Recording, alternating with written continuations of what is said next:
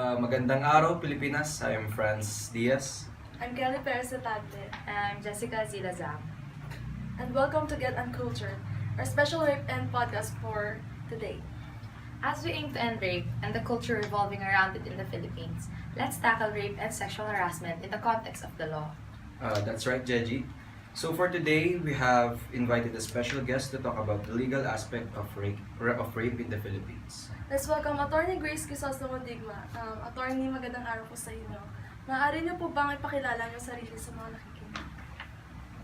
I'm Attorney Grace Crisostomo Digma. I've worked at the Public Attorney's Office for almost 10 years, handling thousands of criminal cases, civil and other cases. Most of them or several of them are rape cases, and I think that's what we are here for. Okay, so for the first question, can you define rape, general lang po, and clarify concepts in the concepts of the Philippines? Alright, the easiest definition of rape that I can give to you is that it is having sexual contact with a person, with a woman or a girl, or even an old woman without her consent. So the will of the person is not given to the assailant, of course, but that's why it's called rape. Ayun po, na-discuss na po natin kanina yung some of the laws on rape and sexual harassment. So, but ano pa po yung ibang laws on rape? Actually, there are special laws on rape. The statutory rape is about the rape of children, and it is penalized severely under our law, and there are no bail granted to the accused who commit such an offense. And the other one, generally speaking, the other one is the one committed on girls or women of age already, and they are allowed by law to post bail. So it's not that hard for them. They can be released out of prison, while the ones who committed rape against minors or children, they remain there until they are allowed by law or by the judge to post bail. It depends. So, do these laws cover the rights po of the physically and mentally disabled? Yes, of course. You'd remember the mentally disabled, sometimes they have the age of children. So they're like treated as children despite their age.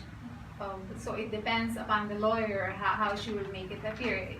If, for example, the person, the girl, the woman is 18 years old or 19 years old, that's her mental age is like 10 or 7, so she's still like a child.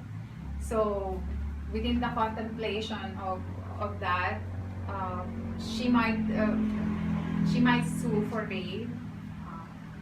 Just like, and the accused will be penalized, just like the other criminals are penalized under the law and statutory.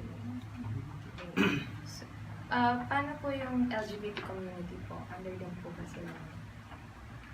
LGBT, what exactly do you mean? If transgenders po. If they are raped? Apo. Okay. There are laws that men can be raped also through anal. So not only women actually. So I think they can be penalized. Transgender. You were speaking about transgender. Yung transgender would include T-bird, right? So I have a client who is, a T-bird, and she gave birth after she was raped, and the trial was ongoing, and she gave birth. So that's what happened. So the accused was penalized, but not that severe because she's of age already when she was raped. So the classification is the same. So, na-discuss na rin po kanina yung penalties. So, paano po na-implement and how it is upheld in the Philippines? The penalties. Yes. Okay. Actually, it is very hard to pursue a rape case because most of the time the women, even the children, they do not want to attend the trial. So how are they penalized? They will be penalized only after the case is, after the accused is tried. But if they don't attend, no one would testify. So in practice, if no one would testify, how can the presiding judge convict the accused? So usually they go free after a while. But there are cases I had in public attorney's office. We were actually mandated to handle cases even of the accused, and they are presumed innocent until proven guilty, right? So when we handle them, and then the women, they would just disappear and not attend because they are embarrassed to discuss their troubles in the court. It's very, very personal. It's very, very hard to do that, to testify and then detail everything in detail. So normally they would back out.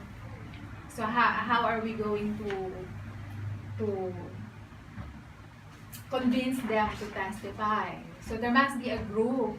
There must be people who would support them. But in reality, in practice, in the Philippines, it really doesn't happen. It really doesn't happen. The only thing I saw it happen was when a girl was raped by her father and she got pregnant. She was like this in court. She has a huge tummy, and the DSWD assisted her after she gave birth. The DSWD assisted the child be adopted, suggested that the child be adopted.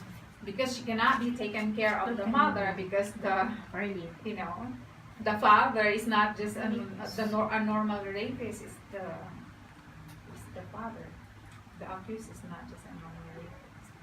So in that instance, they are given assistance, but normally it is really hard. No one would come to the rescue of the person and tell her, we are supporting you, giving you like fare to go there, or giving her work, giving her protection. Normally it doesn't happen.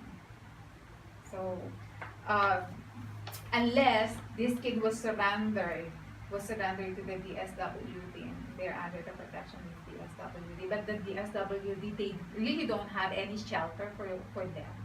So that's what's really hard. Walang sumusuporta, wala ding security. And if the assailant or the accused are rich, it is all the more hard because they would send people to convince the girl to just give up the case. They will be paid, etc. And so you will rarely see a case prospering. You would only see in the court dockets that there are cases for rape and then dismiss, and then dismiss and dismiss and dismiss. But normally those that are prosecuted, where the complainants are children, they go until the end, until the Supreme Court. Okay, so what are the common defenses or motivations of the accused suspects of rape and sexual harassment? Common defenses. Common defenses that are used by the accused is that there's consensual sex. Okay. I normally accept clients who are involved in raping women, not children, because normally these women are raped because they are drunk. They really go with the accused, and sometimes the women they go with the accused knowing that they would be, drinking alcohol in a party or in a hotel or somewhere in the farm. So I would accept clients like them because sometimes the women really, consented during their drunken state. Not really the very drunken state, but you lose your inhibition. When you go out and then you drink, and then the drink is like, I give you the common types that they drink while having parties. They would drink tequila, then they would drink Red Horse, mix them, and then they get crazy. Tapos, I think they would also drink gin. So, you'd observe na they really lose it, even the women. So in those kind of cases, I usually win for the men because it's like going with them is just like expecting that you'd be an appetizer. So it's better for children like your age, or for children, I mean for women my age, not to go with the drinking, socially drinking, but socially drinking in close place, like in hotels, in parties, small group only. It's better if you go, but with less of companion. So it would be avoided. Try to avoid So, the situation. yung defenses ay consensual sex. The other defenses naman ng rape ng bata is because it's just a make-believe story of the parents of the kid, because they wanted to extort money. So the question on the accused would be like this: what's your job? If you're a tricycle driver, why would these people, extort money from you? Usually, there are many rape cases committed by tricycle drivers. Why? Because they are in a position to, when passengers would flag them down, then it's nighttime. And if you're alone, what would happen? They would just take you somewhere. So there aren't many passengers, so they can take it anywhere. What defenses? What else? Usually those are the two defenses, like consensual sex and then extortion. So yun po, medyo na-discuss na po natin, pero on a deeper level po, what are the effects of the judicial process to the victim? Then, Traumatized. Usually, the victim gets, traumatized because in practice, you would be asked, okay, how are you taken to this place? How did the accused commit it? What part of you was not only touched, was hurt by the accused, beaten? Because when you say rape, it's not consensual, so there must be struggle. And sometimes women will say there are no signs of. Usually there are no signs of struggle because sometimes if you're made to drink, don't touch. if you're made to drink some, if you are made to take some pills before the act, then probably you get unconscious. So there will be no signs of struggle that would be registered. So that would be hard for the victim. So in the trial, during the trial, it's hard for them because it would be made to appear by the counsel of the accused that there was no rape that happened, no struggle. So that is usually the first question that will be asked on the complainant. Struggle, and then she would be asked about the medical legal. So she will be asked if she had sexual, history, having sexual intercourse with other men. So you will be asked also whether you're based on the medical legal report. You would be asked if you had a sexual experience before, and they would ask certain questions eliciting from you your sexual past. So then the counsel for the accused would make it appear that you're not a woman with good repute. So what would happen? So the woman would be like, she was already broken and she's being broken once more. She's just like being stabbed all over again. And the questions keep pounding and pounding. So that's how the judicial process. Sa mga trial po ba, parang pinapakwento po kung ano yung nangyari?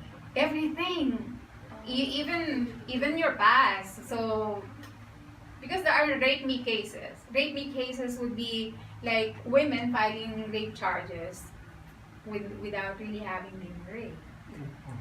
So you'd be asked a lot of questions to protect the rights of the accused. So in the process, if you were really raped and you are asked these questions because the accused is trying to prove that that is a rape me case. Rape me is like with consent, you enjoyed.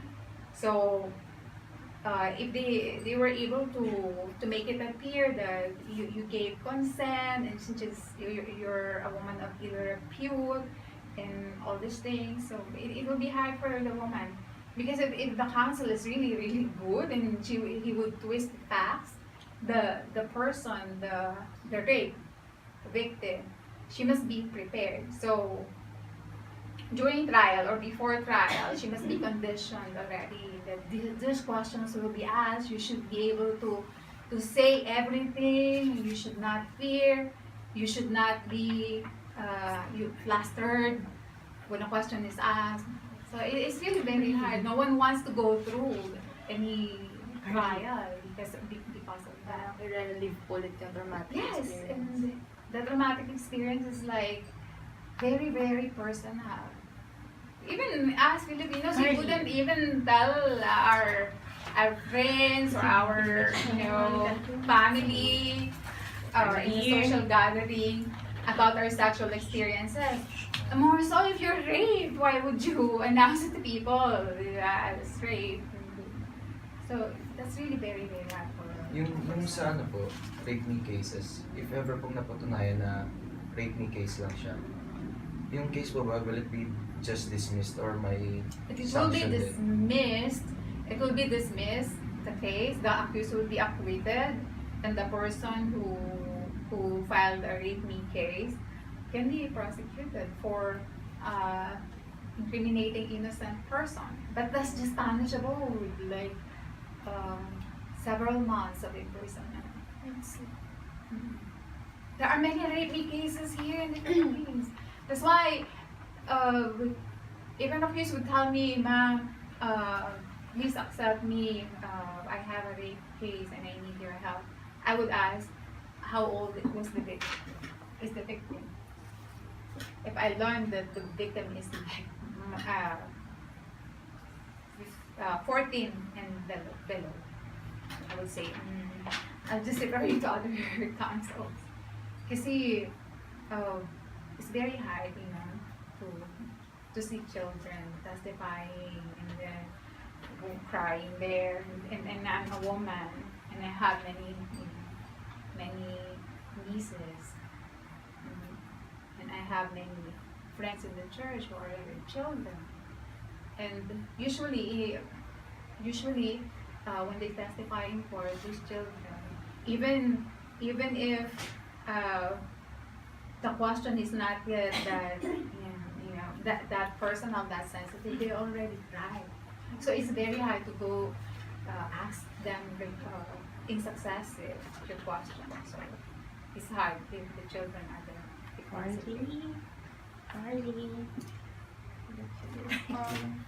So, kilala po ba kayong male victims who have filed a case on rape or sexual harassment?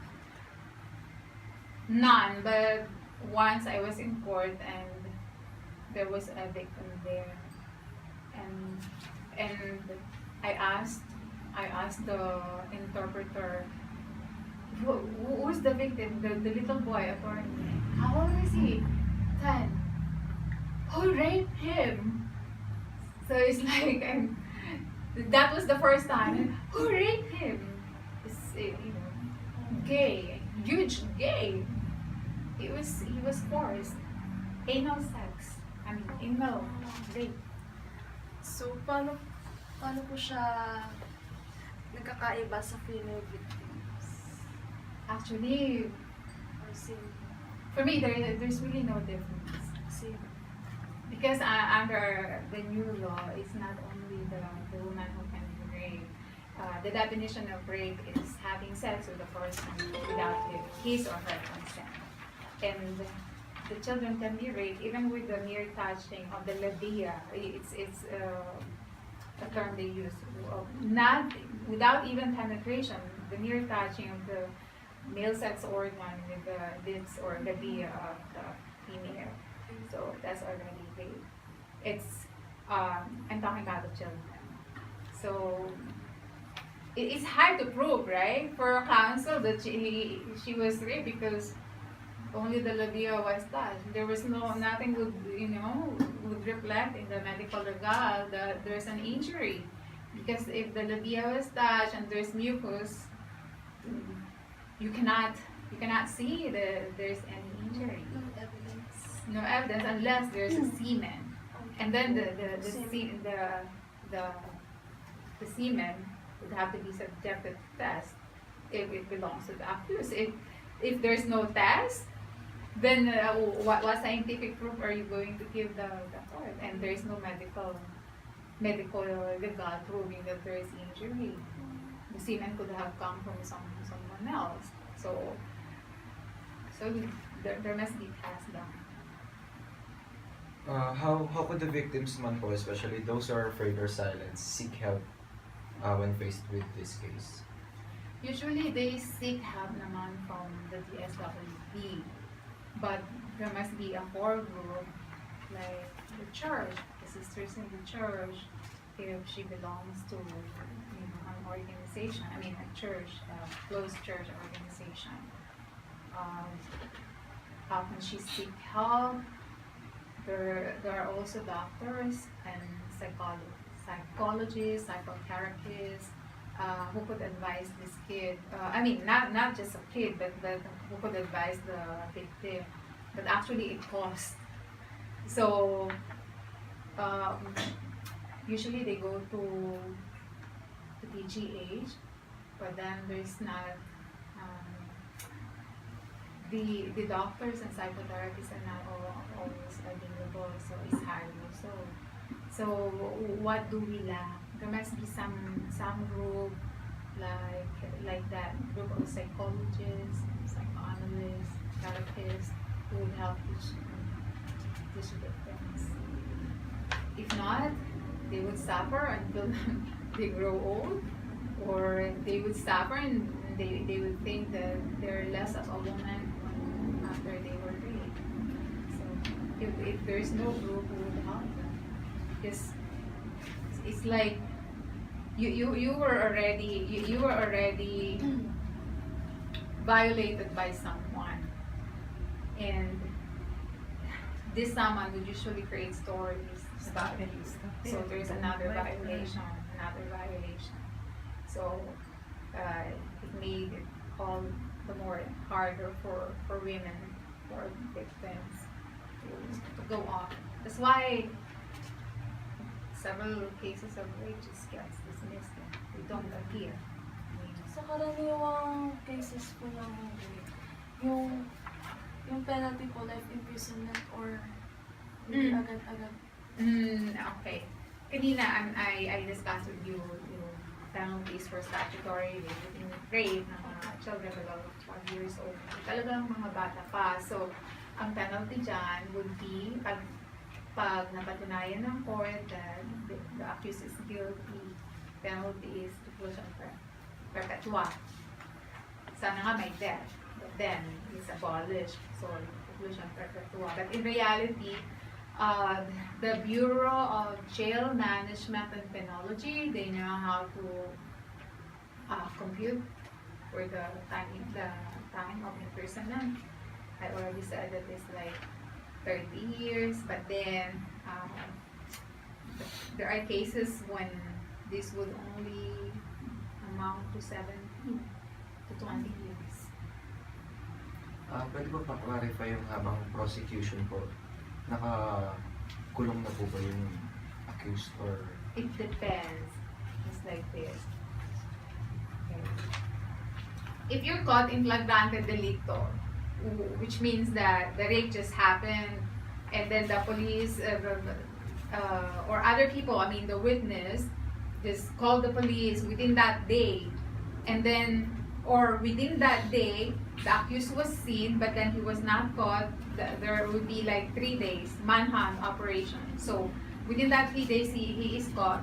So he would be in prison while the case on the prosecution level is ongoing.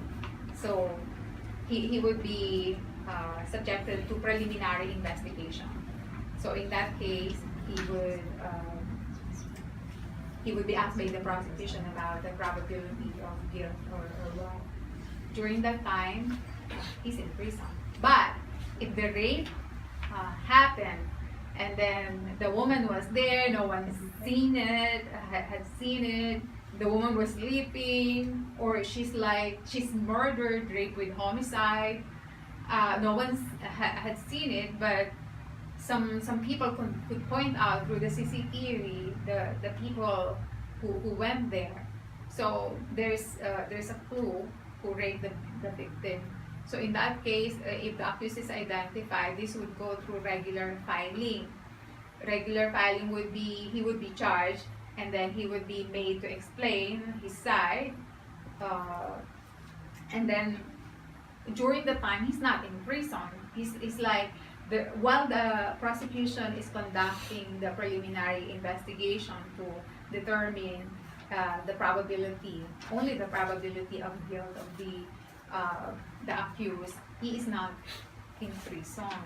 So once na determined that he is guilty of rape with homicide, then the prosecutor will file in court. That's the time that the court will issue a warrant for the arrest. So he will be in prison already.